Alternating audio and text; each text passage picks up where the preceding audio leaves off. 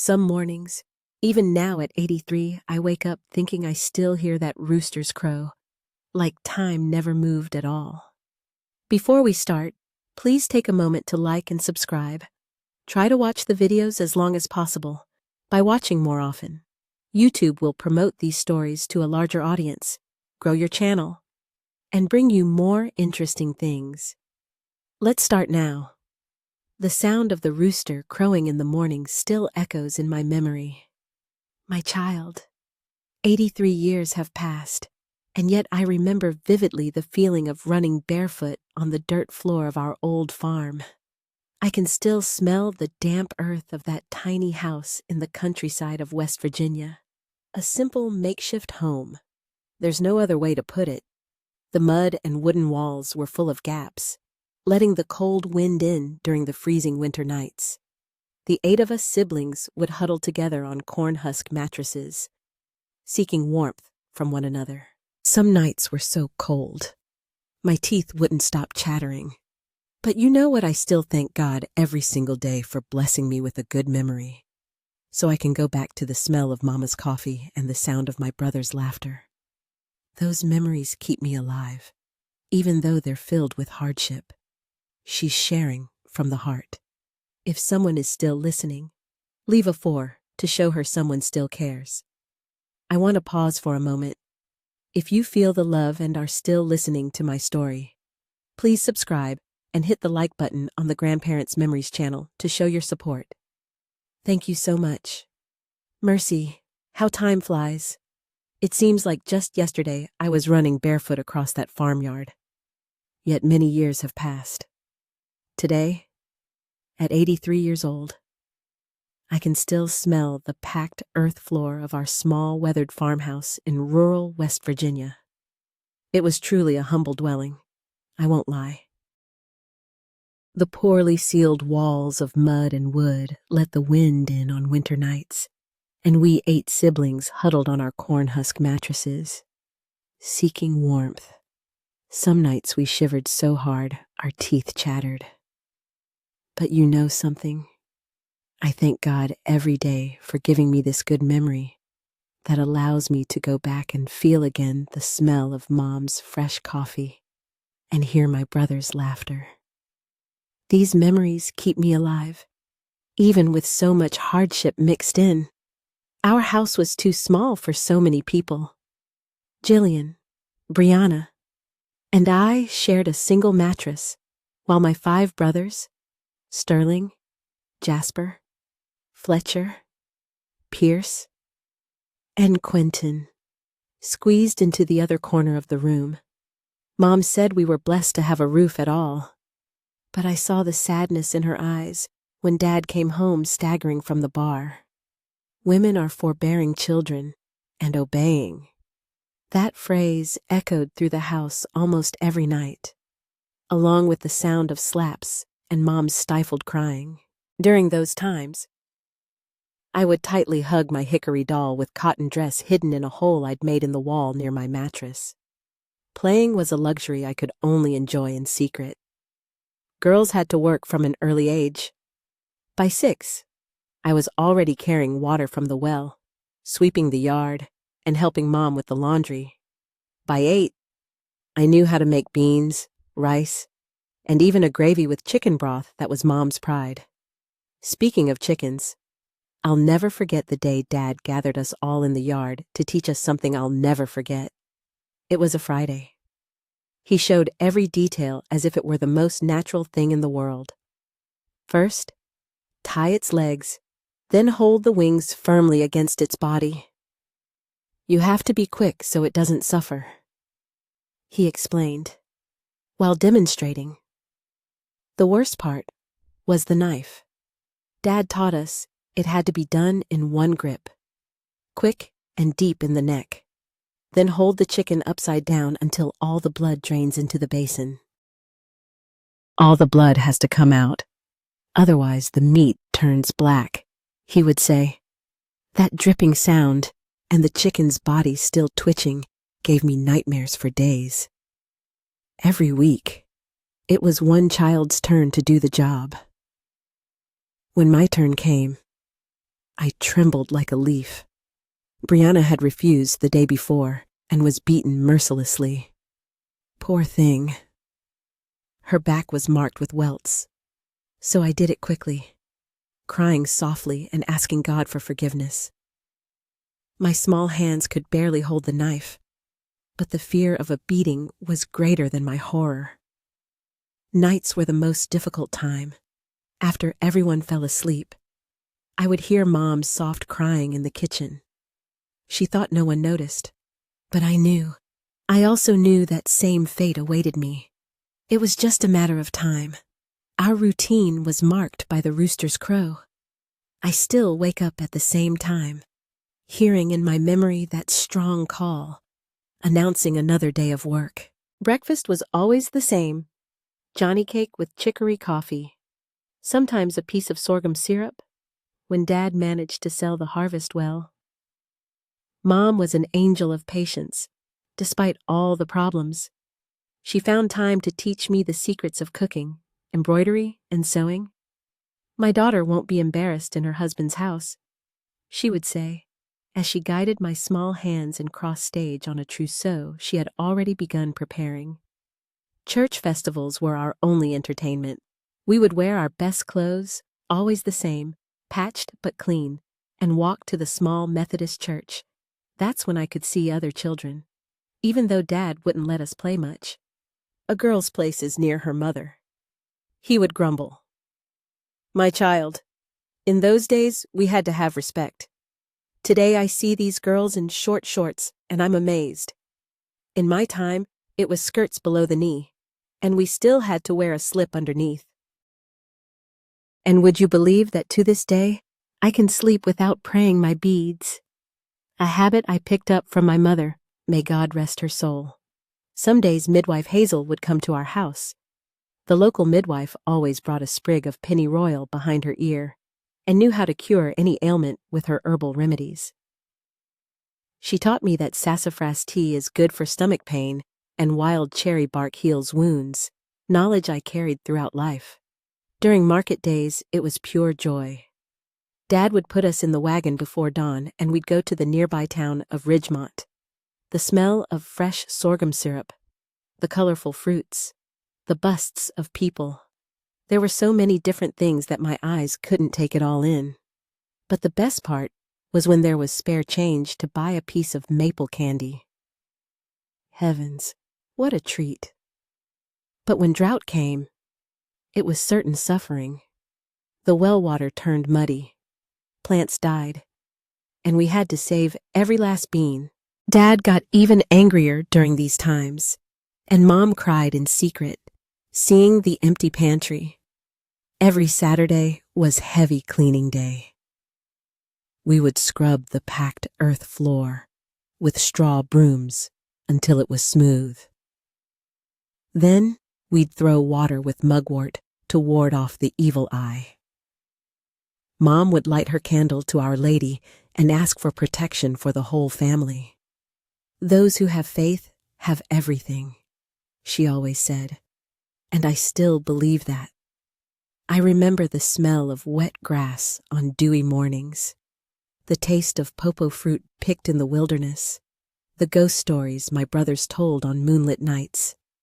I remember the warmth of Mom's embrace when Dad wasn't looking, the taste of spoon bread she made in secret on our birthdays.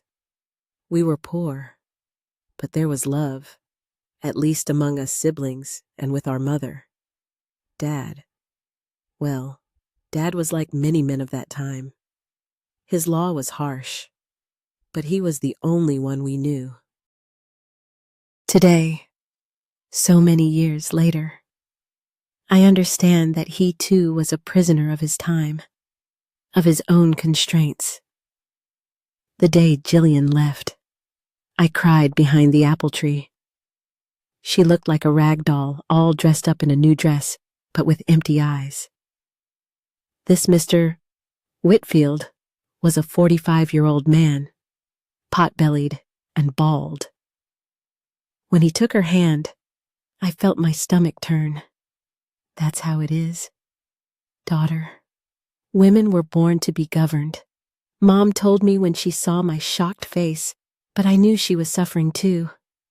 It wasn't long before Dad arranged a marriage for Brianna as well. She was 14 when she was handed over to a 52-year-old farmer. The man was rich, owned a lot of land.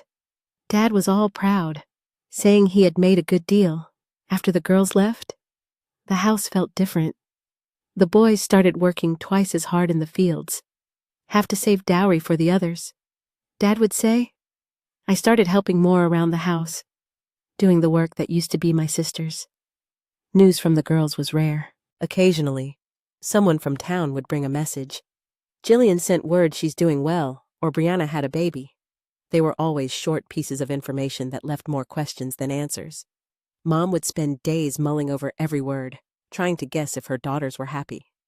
With my sister's departure, I began to feel a fear that grew day by day. I knew it would soon be my turn. At night, lying on the corn husk mattress, I would pray quietly, asking God for a good husband, one who's young and handsome. I thought, but deep down, I knew that was a silly girl's dream. Mom began teaching me things she had previously only told Jillian and Brianna.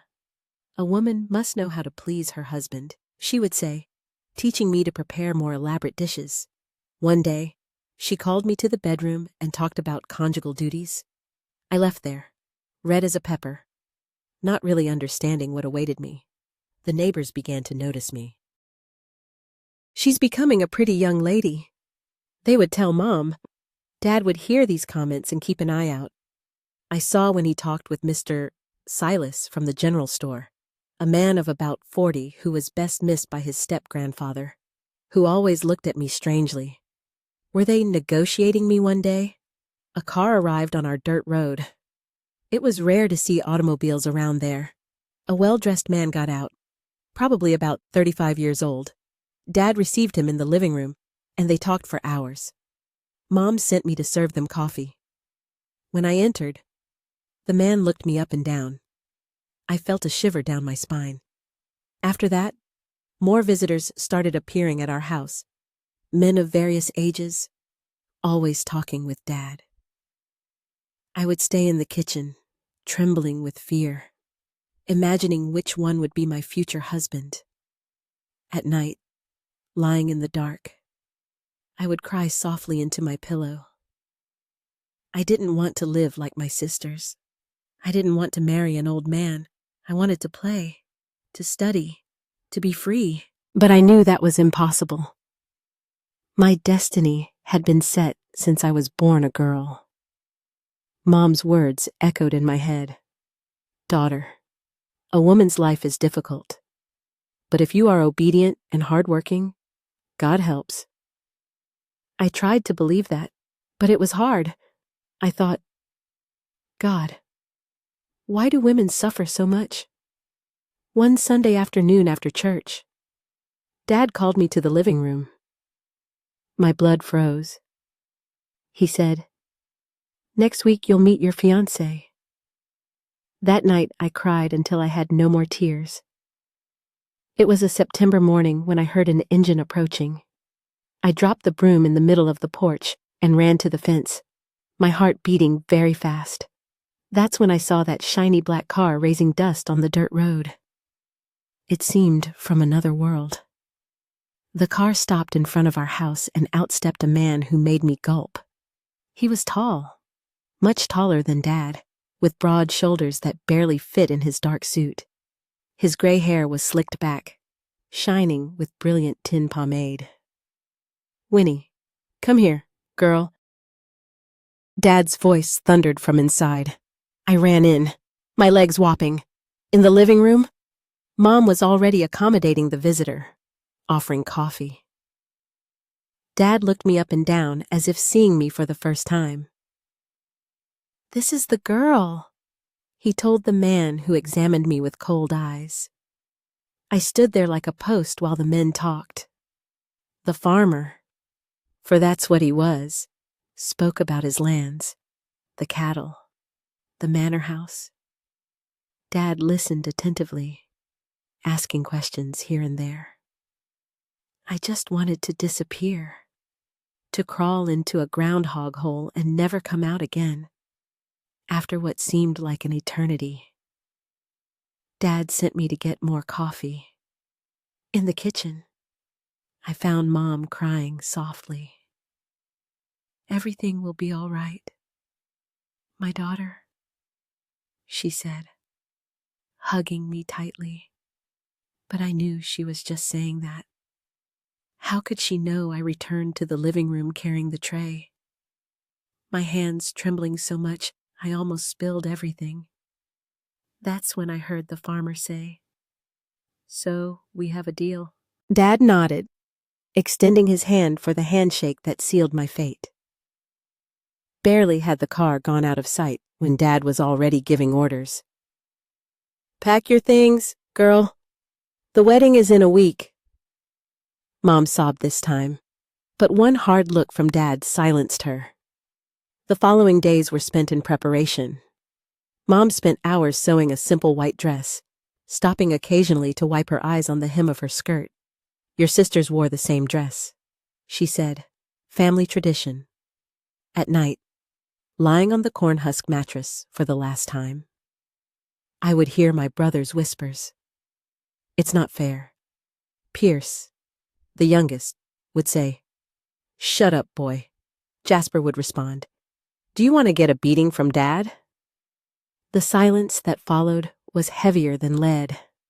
On the eve of the wedding, Mom called me to the bedroom. With a choked voice, she gave me the advice that every mother gives a daughter who is about to be married. "Be obedient, daughter. Men don't like women who talk back." She spoke about the duties of a wife with words that made me blush and tremble with fear. "What if he's rough?" I asked quietly. Mom was silent for a moment, then replied, "Pray, my daughter. Pray a lot." That night, kneeling beside the bed, I prayed more than I had in my entire life. The wedding day arrived on a September morning. The sky dawned gray as if understanding my sadness.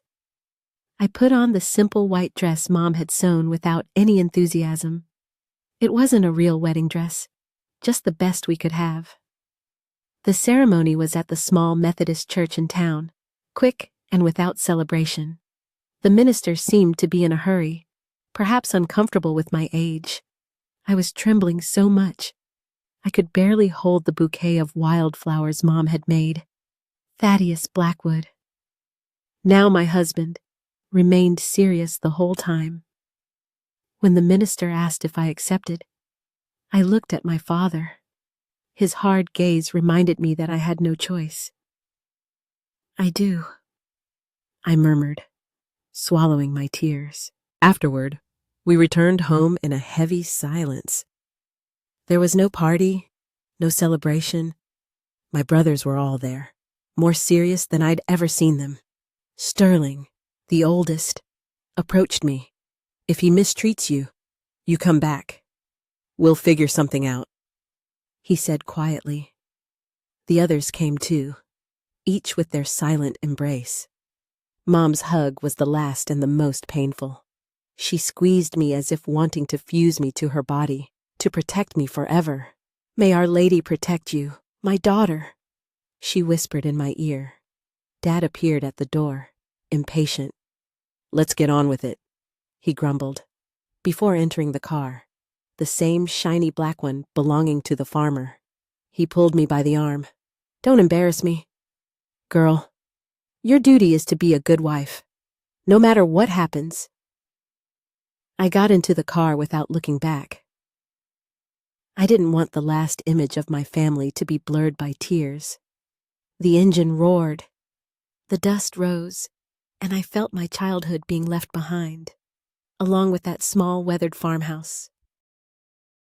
On the way to the estate, the fear of the unknown consumed me. What would my new life be like? What would they expect of me? 1,000 questions swirled in my head, none with answers. The farmer drove in silence, occasionally giving me a sideways glance that made me shrink in my seat.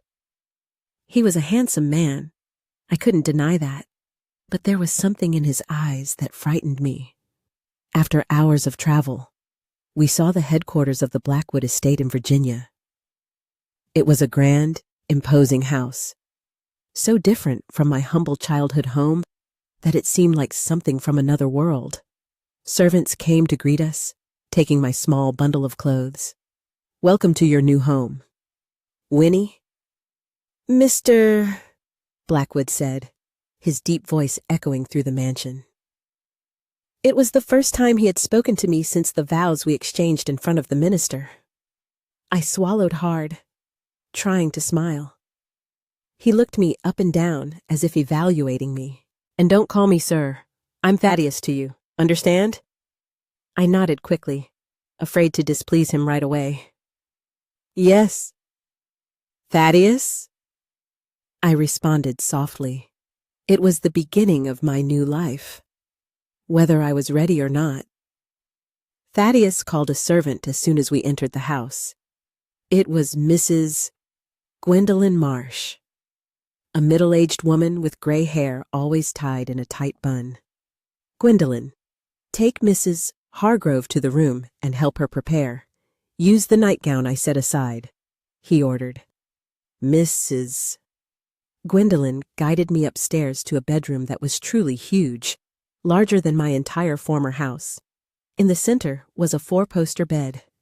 The servant prepared a bath in an enormous porcelain tub. The scent of lavender soap filled the air as she helped me wash. She didn't speak, and neither did I. After the bath, Mrs. Gwendolyn dressed me in a white satin nightgown that Thaddeus had set aside. It was so thin, I felt naked, even though I was covered. I sat on the edge of the bed, my sweaty hands clasped in my lap. I remembered my mother's words. She had called me aside a few days before the wedding and talked about the wedding night. "Daughter, the man will want to lie with you. Don't resist. It's your duty as a wife. It might hurt a little at first, but then it passes." I had been terrified by that conversation, but now, sitting on that huge bed, the fear was even greater. Time passed slowly. Every sound in the house made me jump. When the door finally opened, I thought I would faint from nervousness. Thaddeus entered and closed the door behind him, turning the key twice. He had removed his wedding jacket and was only in his shirt and pants. "Winnie, come sit a bit closer," he said, indicating a spot beside him on the bed. I obeyed, my legs trembling so much I could barely walk. I sat near him, but not too close. We remained in silence for a while, just listening to the clock on the wall tick-tock. "Winnie," Thaddeus began, his voice lower than normal. "I'm going to be honest with you, but you need to keep a secret. Can you do that?" I nodded, curious and afraid at the same time. What was he going to tell me? Thaddeus took a deep breath before continuing. "I have a problem. I can't have intimate relations with you or with any woman like a normal man." He spoke with difficulty, as if each word cost him dearly. "I can't do what a man should do with his wife." I looked at him without understanding anything. I was too pure, and those words made no sense to me. He kept explaining things that I didn't comprehend about how he couldn't do a man's work. I sat there nodding, but not really knowing what he was talking about. It was only when Thaddeus got up and went to a drawer that my heart raced. He returned with a pocket knife in his hand. Before I could say anything, he made a quick cut on his own leg. "What are you doing?" I asked, frightened. "It's necessary," he replied, letting a few drops of blood drip onto the white sheet. "It's to show that I took your virginity." Surely, The servants will expect to see this tomorrow." It was at that moment that I began to understand. When I saw the blood dripping on the sheet, I remembered what my mother had said about the wedding night. I realized that Thaddeus would not be doing the man's work with a woman that my mother had mentioned so vaguely. I remained quiet, watching him clean the cut and put away the knife. When he finished, Thaddeus looked at me with an expression I had never seen on an adult before. It was a mixture of sadness and shame. "If I had a daughter," he said quietly, "I would never do what your father did. I promise I'll take good care of you, Winnie. You'll have a good life here." The relief I felt was immense, even without completely understanding what it all meant. I knew only that something I feared would not happen. And that was enough for now. All that fear, all that anxiety, disappearing like smoke. "But then why did you marry me?" I asked, my voice barely coming out. I needed to know. Thaddeus got up and went to the window. He stood looking out into the darkness for a while. Society, friends, they kept bothering me. A man in my position needs a wife. They said, to take care of the house, to continue the family name. He turned to me with a sad smile. I decided to look for a wife to shut them up and improve my business. I wanted someone older, but your sisters were already married, and there weren't many available girls in the region. I remained quiet, trying to understand it all. It was a lot for a 13-year-old girl to take in. "What happens now?" I asked after a while. "Now, Winnie, we keep up appearances," Thaddeus replied, sitting next to me again. "Occasionally, we'll enter the room together. Stay for a while, so the servants think we have a normal married life, but nothing will happen between us. Understand, you will be respected in this house." I nodded, feeling relieved and confused at the same time. That first night, after talking a lot, we slept in the same room, each on one side of the huge bed. I could barely close my eyes, tense with the new situation. Thaddeus, on the other hand, seemed to sleep peacefully. Silently, I took my prayer beads and began to pray quietly, careful that he wouldn't notice. Those beads sliding between my fingers gave me a sense of security amidst so many uncertainties. The next morning, he woke me early. "Come, Winnie, it's time for you to meet the house staff." We went downstairs together, me trying not to trip on the new dress that Thaddeus had provided for me. In the dining room were gathered 7 servants, all side by side, looking at me with curiosity. Thaddeus cleared his throat and spoke in his deep voice. "This is Winnie, my wife, and the new lady of this house. You must obey her as you obey me. Whatever she commands, do it." I looked at all those unfamiliar faces, feeling small and out of place. How was I, a country girl, going to command all these people? Mrs. Gwendolyn Marsh, the housekeeper who had helped me the night before, stepped forward. "Welcome, Mrs. Hargrove. We are at your service." In the days that followed, I realized I knew nothing about how to care for a large house like that. Everything was different from my old home: the fine furniture, the porcelain dishes, the silver cutlery. I felt lost. It was Mrs. Gwendolyn who saved me. Noticing my inexperience, she began to teach me with patience. "Mrs.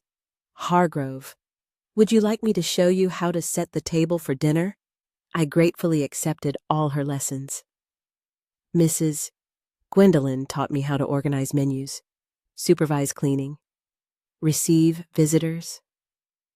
Gradually, I began to feel more confident in my role as the lady of the house. Mrs. Gwendolyn became more than a servant to me.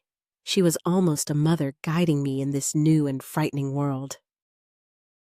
Time passed, and Thaddeus and I got used to our strange situation. He would leave early every morning to work on the estate, only returning at night.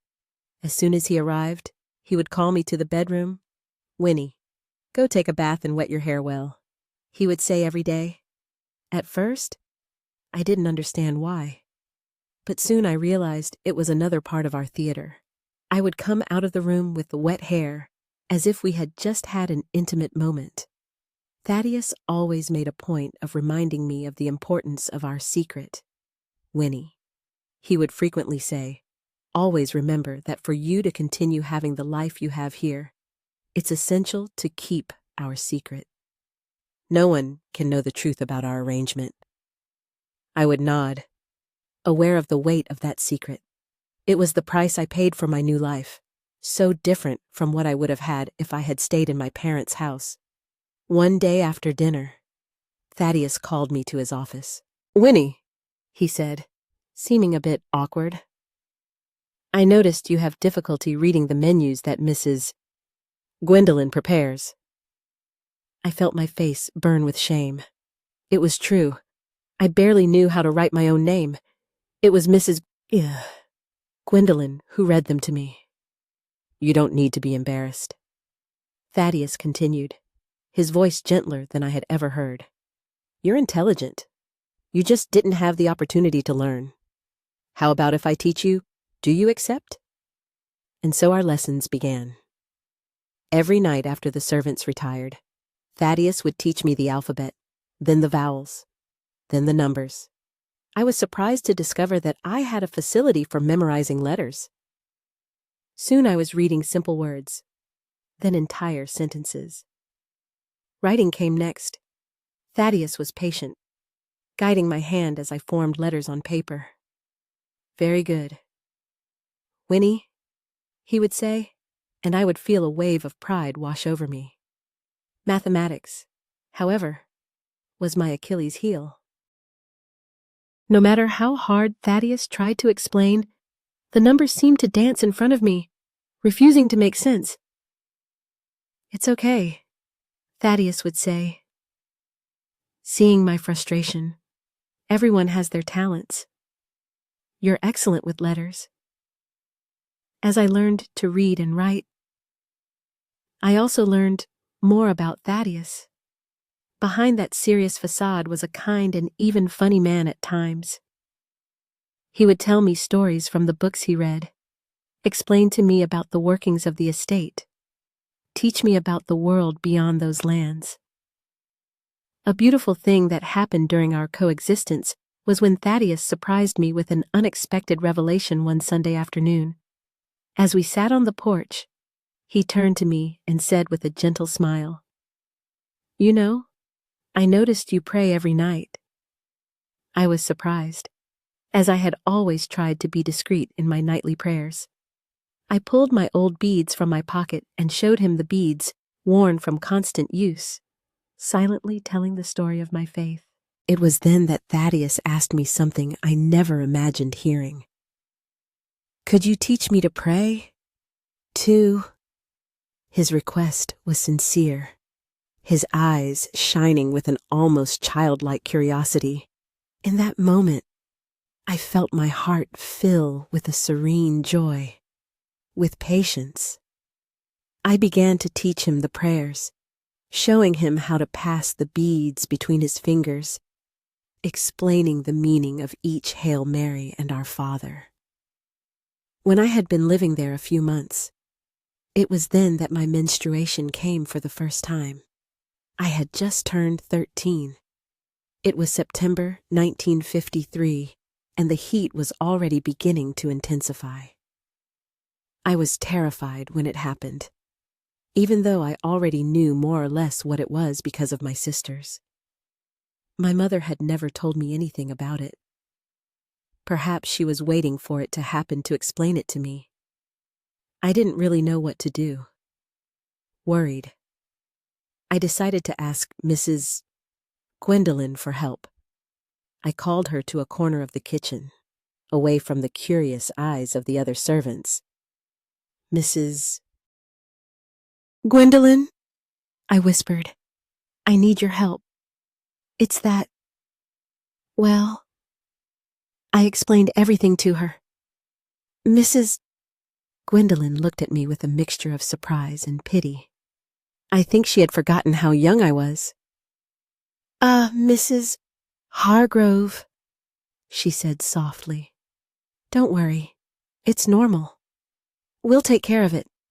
She took me to the sewing room, cut some soft cloths, taught me how to use them, and how to wash them under the shower without anyone seeing. "You'll have to do this every month now," she explained. "If you need more cloths, just let me know." I was grateful for her help, but also embarrassed. I didn't say anything to Thaddeus. Just thinking about touching on this subject with him made my face burn with shame. The months passed, and soon December arrived.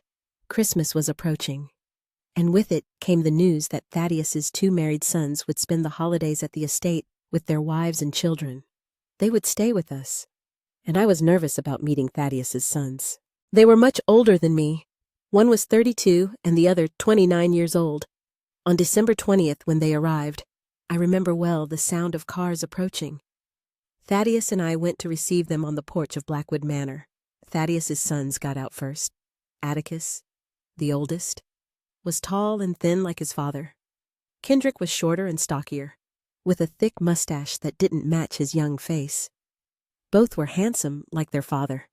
Their wives came next. Both couldn't have been more than 20 years old, but they seemed so adult to my girl's eyes.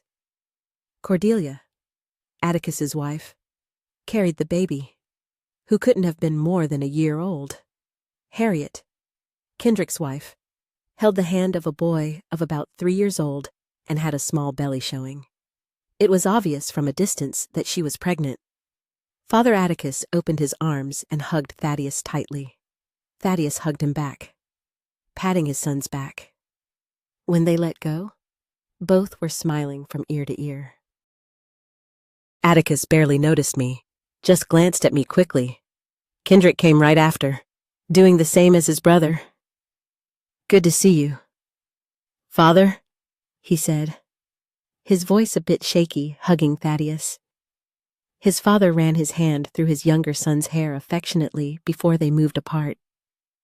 Kendrick, unlike his brother, looked at me longer, all curious.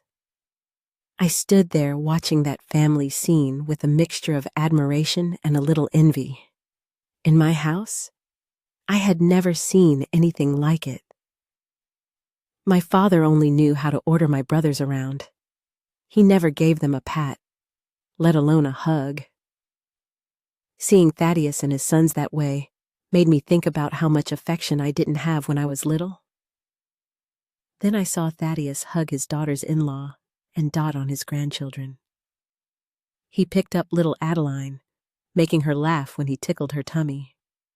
"Come here, my little princess," he said, all silly. I had never seen Thaddeus that way, so affectionate and playful. With Preston, it was no different. Thaddeus crouched down to be at the boy's height and opened his arms. "And my champion, aren't you going to give Grandpa a hug?" Preston ran and jumped into his arms, almost knocking Thaddeus to the ground. The daughters-in-law also received warm hugs. I stood there watching, feeling somewhat out of place. Everyone there seemed so at ease, so family-like, and I was just the intruding girl. But then something happened that surprised me. Thaddeus looked at me and gestured for me to approach.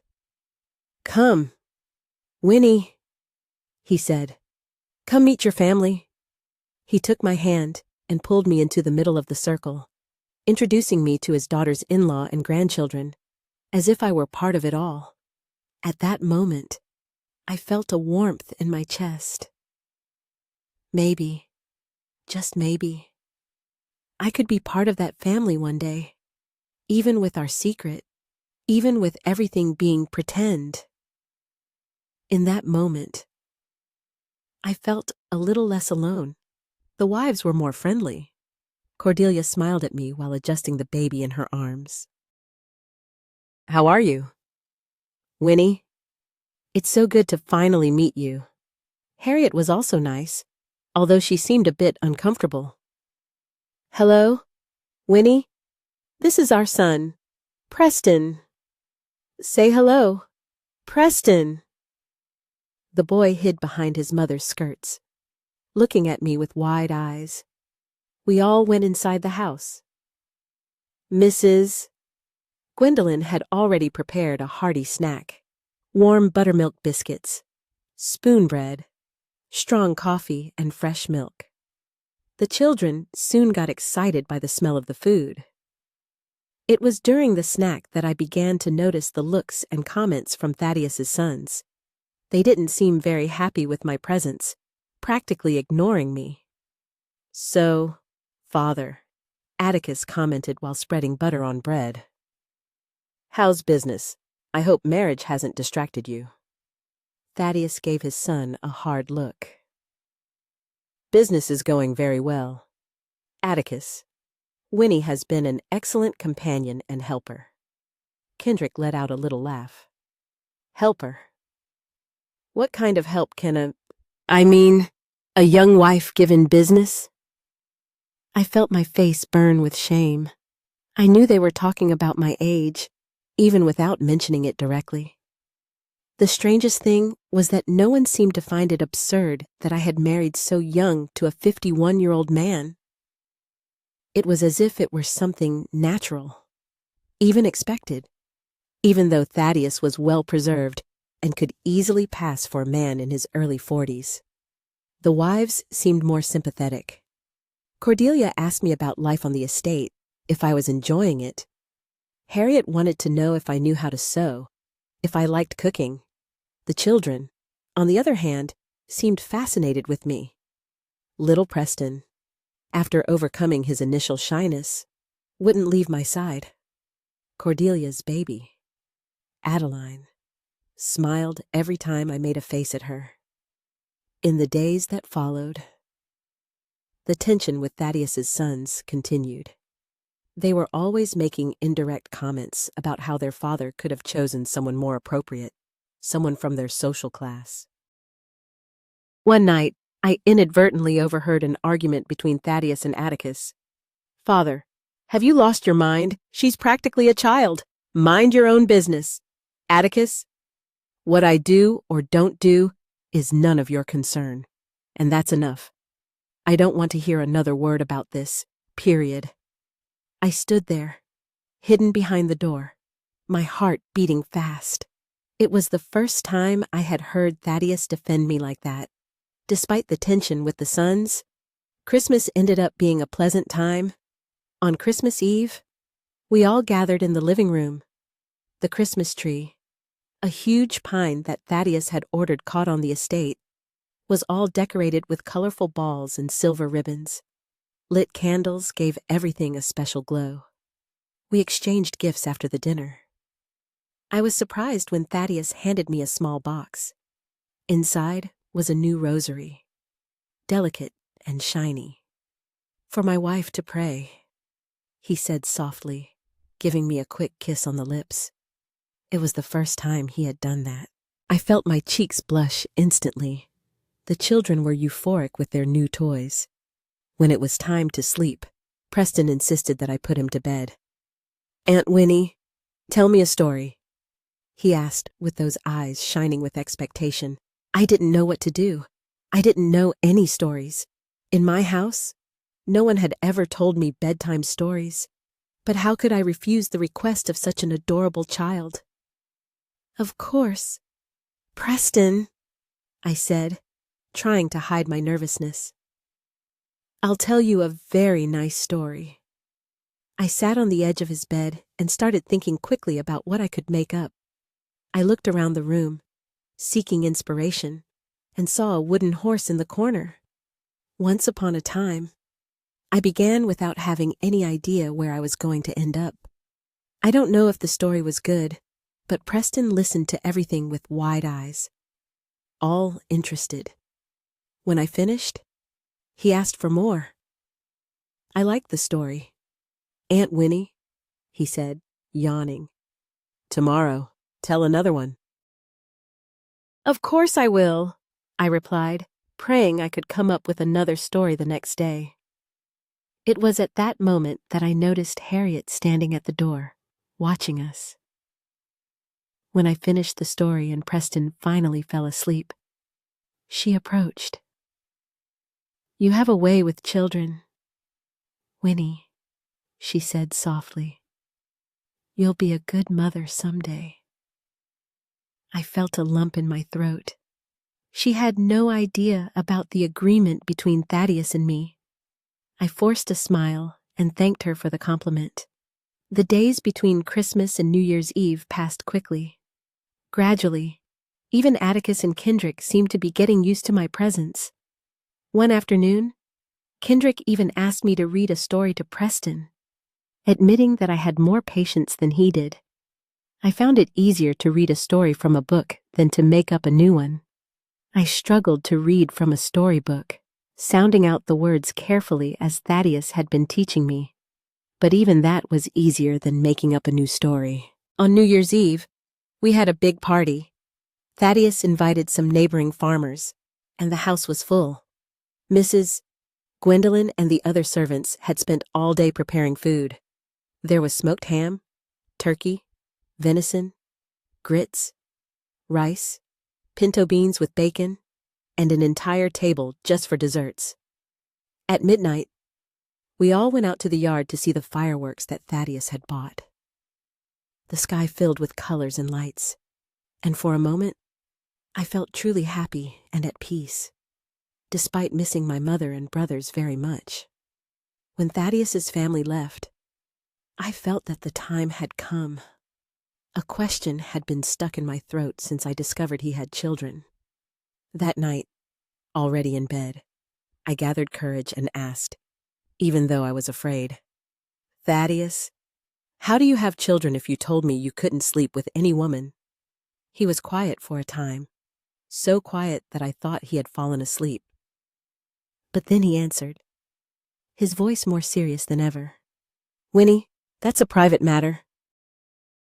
I don't want to talk about it. I felt awkward and very curious, but I didn't insist. Thaddeus had done so much for me that he didn't deserve me poking into matters he didn't want to discuss. I lay there in the dark, thinking.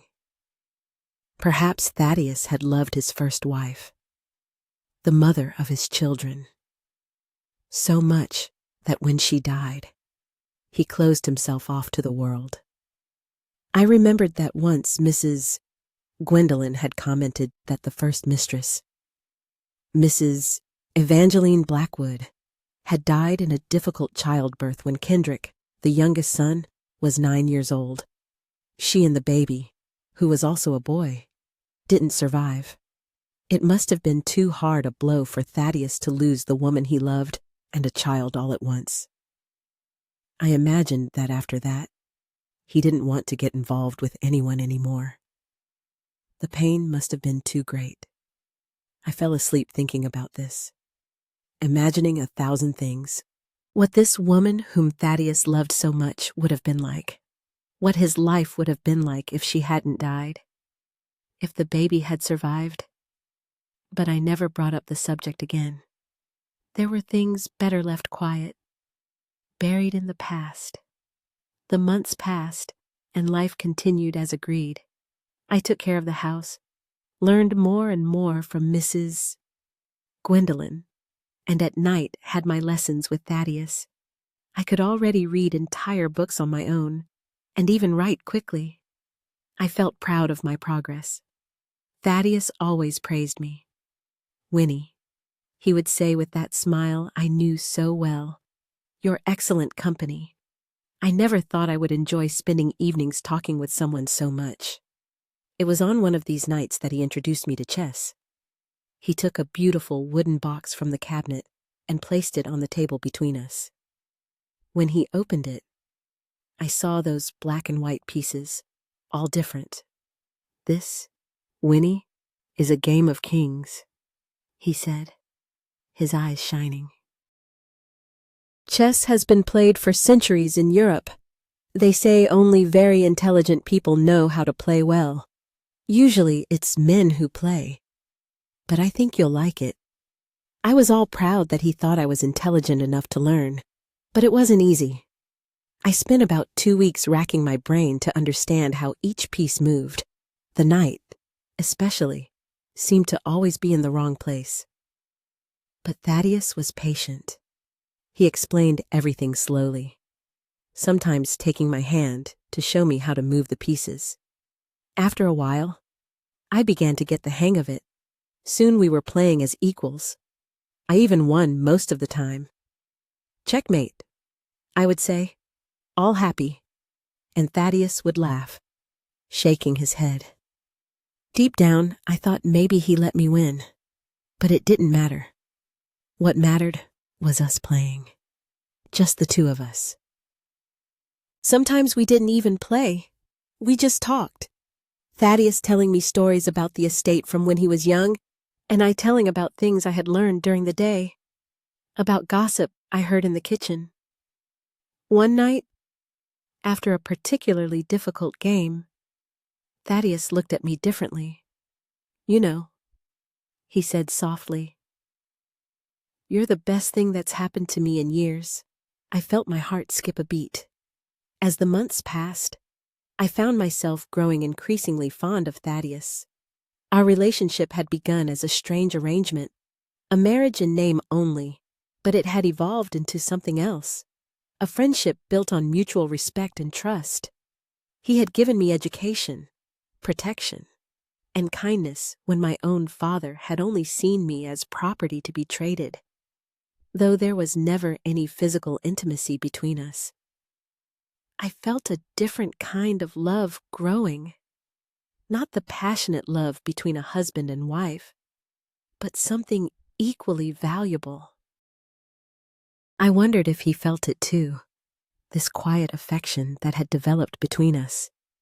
It wasn't a declaration of love, nothing like that, but it was an acknowledgement of what we had built together, a friendship, a partnership, something that went beyond our initial agreement. But it was on an April afternoon, the heat still strong before autumn arrived, that everything changed again. I was in the kitchen helping Mrs. Gwendolyn make maple candy when I heard a different voice. It was a man's voice, but it wasn't any of the servants I knew. Aunt Gwendolyn. I brought that medicine you asked for. I turned and saw him for the first time. He was a young man, probably about 20 years old, tall, strong, with sunburned skin, and a smile that lit up the entire kitchen. I felt my heart skip a beat. I swear to God, never in my entire life had I felt that. I had seen handsome and young men before, of course, but they had never awakened anything in me. "Oh, Jedediah, good that you arrived, Mrs. Gwendolyn said, all excited. "Mrs. Blackwood, this is my nephew, Jedediah Marsh. He's come to work here on the estate. He'll take care of Mr. Blackwood's horses." Jedediah took off his hat and bowed to me. "Pleasure to meet you, Mrs. Hargrove." I didn't know what to say. As I've told you, I had never felt anything like it before. "The pleasure is mine, Jedediah," I managed to say after a while. In the days that followed, I saw Jedediah from time to time. He worked in the stable, far from the house, but sometimes he would come to talk with his aunt in the kitchen. Every time he disappeared, I felt that little chill in my stomach. Jedediah always treated me with great respect. "Good morning, Mrs. Hargrove. Good evening, Mrs. Hargrove." But he looked at me with a gleam in his eyes that I had never seen before. It was around this time that I asked something of Thaddeus. I had never asked him for anything, but there was one thing I really wanted, something I had desired even before, but never had the courage to ask because of my father. I wanted to go see my mother and my brothers. "Thaddeus," At this point, did everything I asked. When I told him I wanted to visit my family, he agreed immediately. Of course, Winnie, we'll schedule the trip for next week. The journey was long. We spent hours on the road. I had my heart in my mouth, anxious to see my family again. When we finally arrived, I recognized from afar the simple house where I had grown up. It seemed smaller than I remembered. My mother was hanging clothes on the line when she heard the car. She came running, her eyes wide with surprise. When she saw me, she opened a huge smile and hugged me tightly. "Oh, my daughter, how I've missed you." I felt tears running down my face. The smell of my mother, the warmth of her embrace. It was all so familiar, yet so distant. She looked exactly the same. Even her dress was the same. It seemed like time hadn't passed a single day. When my mother began to talk about my brothers, I felt a mixture of longing and curiosity. She took us inside and started updating me. Sterling, Fletcher, and Pierce got married. She said, "They don't live here anymore, but it's nearby." They married local girls, daughters of neighbors. I was happy to know that my brothers had built their own families. I remembered how we used to squeeze into that small house. The boys all cramped in one corner of the room. "And Jasper?" I asked, thinking of my brother, who was closest to me in age. My mother made a sad face. "Jasper left to work in the big city.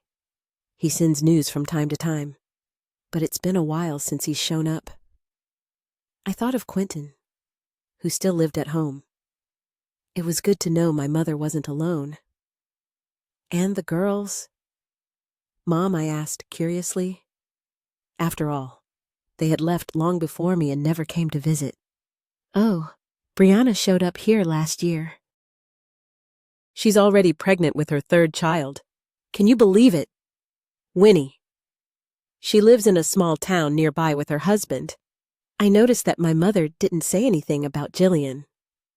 "And Jillian?" "Mom." My mother shook her head. "Oh, my daughter." Jillian never sent any news. I sat there listening to my mother talk, thinking about how life had taken each of us down such different paths. And in truth, it was all due to my father's meddling. He did everything to get rid of us, received the dowry, and still remained in poverty working in the fields. Who knows? Right, I remember thinking that at the time. Thaddeus just listened to our conversation. From his face, it seemed he found it beautiful to see mother and daughter talking like that, catching up. But I could also see a bit of sadness in his eyes. Was he thinking about his own family, his children, who were far away? The hours passed, and soon we heard voices approaching.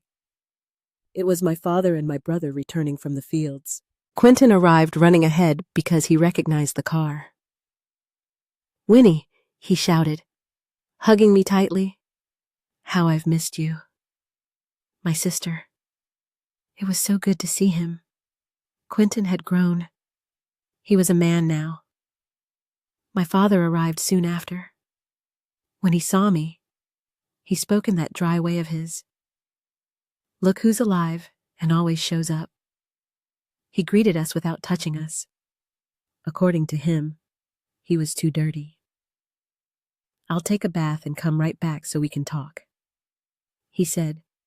Before leaving, he made a joke that only he found funny. "You didn't come to return her, did you?" he said to Thaddeus. I was embarrassed, but Thaddeus responded politely. "No, sir. We just came to visit. When my father left." My mother began preparing coffee for us. The smell of fresh coffee filled the kitchen, bringing me so many memories. "And so my daughter," my mother asked while serving the coffee. "How is life there, on Mr. Blackwood's estate. It's good. Mom, I replied. Thaddeus treats me very well. I learned to read and write. Did you know? My mother's eyes widened. Really? That's wonderful. My daughter. I spent the night telling my mother and Quentin about my new life. I talked about Mrs. Gwendolyn, about the lessons with Thaddeus, about how I helped take care of Blackwood Manor. When my father returned from his bath, the conversation became more tense. He asked direct questions to Thaddeus, wanting to know about the business, if the estate was profitable. Thaddeus responded patiently, but I could see he was uncomfortable. It was then that my father asked that question that changed everything. Winnie, how old are you now? Before I could answer, my mother spoke. Winnie is 14. I saw my father's look change. He frowned and asked, Thaddeus, so tell me something. Why haven't you had any children yet? I felt my face burn. I turned as red as a pepper. I looked at Thaddeus and saw that he was pale. He looked like he had seen a ghost. Before we could say anything, my father started saying a lot of things. He said I must be defective, that the problem could only be with me. Because Thaddeus already had 2 sons, he wouldn't stop talking. He said my sister was already on her 3rd child. Those words were hard to hear. I felt a lump in my throat, a strong desire to cry. How could my own father speak of me like that? That's when Thaddeus did something I'll never forget. He stood up, hugged me in front of everyone and said in a firm voice, Enough! We're leaving now. I quickly hugged my mother and my brother and we left. It was already night, so Thaddeus decided we would sleep in a hotel in town. The journey was too tiring for him to drive back at that hour. It would be dangerous. In the hotel room, I couldn't sleep. My head was spinning, going over everything that had happened. Thaddeus was also restless. We lay there in bed. It was he who broke the silence. Winnie, he said softly. I'm sorry about today. I feel guilty for not giving you a child. I looked at him, surprised. I had never seen Thaddeus so vulnerable. You don't have to apologize. I said, we know how our agreement is. But then I started thinking. I remembered all the Christmases when Thaddeus's sons came to visit. They always looked at us strangely, as if something was wrong because I didn't have children. You know, I said, your sons also find it strange that I don't have a baby. Thaddeus sighed deeply. Yes, I know. Winnie, I lay there thinking about everything. My family, the life I had left behind. Without realizing it, I began to cry. Thaddeus pulled me to his chest and hugged me. He never touched me. It was very rare. It was a different hug. There was a special affection there, something I had never felt before. I didn't say anything, but my heart beat faster. Tell me, Winnie, he said, what's bothering you so much? And that's when I poured it all out. I told him everything about my father, how he was always a drunk who beat everyone, especially my mother. I wish I could save her from that wretched man, I said between sobs. Thaddeus was quiet for a while, hugging me. Then he asked a question I'll never forget. Would you like your mother to come live with us on the estate? Winnie, I was speechless with emotion. I had never thought of this myself, but after a while I said, Quentin would have to come too. He's a very hard worker. He could help on the estate. Thaddeus smiled. Of course, Winnie, if it's important to you, we'll find a way. That night, we stayed up late talking, planning how it would be, how we would convince my mother. When I finally fell asleep, it was almost dawn. The next day, I could hardly wait to return to my parents' house. I knew my father would have already left for the fields. It was the perfect chance to talk to my mother. When we arrived, my heart almost stopped. My mother opened the door with a black eye. She saw me and began to cry. "Daughter, you didn't leave. I thought you had gone without saying a proper goodbye." I hugged her tightly. "What happened? Mom, what's Dad's excuse this time?" She tried to hide it, but I insisted. Gradually, she told me. "After you left, your father became furious. He said I was embarrassing the family by not having a child." My mother defended me, saying that for some women it takes time. Well, the result was right there, stamped on her face. I looked at Thaddeus. He had a face I had never seen before, a mixture of anger and compassion. He saw that I wasn't exaggerating when I talked about my father. "Mrs. Meredith," he said to my mother, "you can't continue living like this." My mother lowered her eyes. "It's the life I have. Mr. Blackwood, there's no way out." That's when I gathered courage. "Yes, there is. Mom, we came here to make you an offer." I explained everything about how there were spare rooms on the estate, how she could come live with us. I said Quentin could come too and could work there. How it would be a new life away from that suffering. I saw in my mother's eyes a joy, a sparkle, a hope. My dear children, thank you for patiently listening to the story of my life. Looking back on the path I've walked, I realize that no matter how harsh life may be, we can always find light in the darkness. A difficult childhood taught me to cherish even the smallest joys, and those hardships shaped me into the strong person I am today. I want to leave you with this message. Never let your circumstances define your destiny, even if you're born into poverty or treated unfairly. You still have the power to rise and build a better life. Remember, true strength doesn't lie in your hands or your mind, but in your heart where patience, forgiveness, and love reside. Before I end, I want to express my heartfelt thanks to the Grandparents Memories channel for inviting me to share my story. A special thank you to Ms. Min Tong, the founder of the channel, for patiently listening and helping me retell these distant memories. If you found my story meaningful, please hit the subscribe button and like this video to support Grandparents Memories.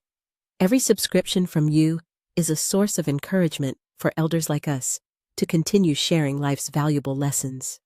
Thank you for listening. I wish you good health, peace, and happiness. See you again in the next story on Grandparents Memories.